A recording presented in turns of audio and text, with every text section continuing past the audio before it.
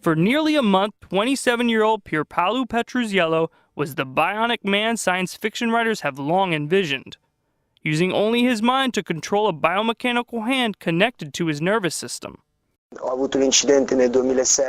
I had a car accident in 2006 caused by a drunk driver. My car turned upside down and I lost my left hand and forearm. My father was devastated and began searching online for projects that could help me.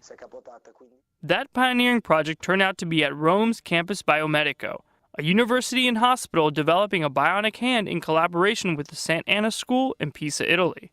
After passing several tests, the Brazilian Petruzzello was enrolled in the Life Hand project.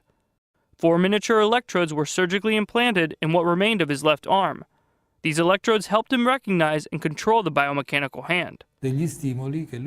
Basically, we sent him various stimuli. He had to learn how to localize them in his lost hand and fingers.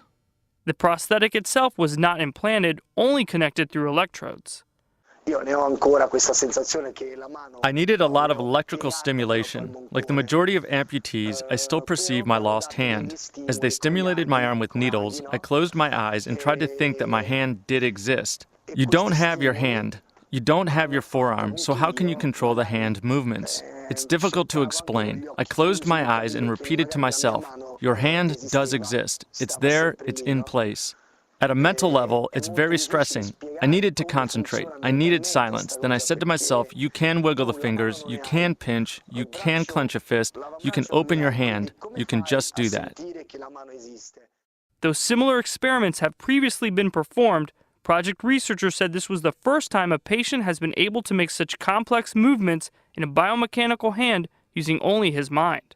The $3 million project was funded by the European Union and took 5 years to complete. When I succeeded in closing the hand, I felt like I scored a goal at the last minute. It was such an important moment. The researchers looked at me and I understood that we made it. I haven't done all this just for myself. I've lost a hand, but there are people who have lost more and are suffering. I felt like I was helping science, and for this reason, I never gave up. I'm happy now. Their next challenge? Connecting a patient's nervous system and prosthetic limb for years, not just a month. And Petruzzello is guaranteed one of those limbs.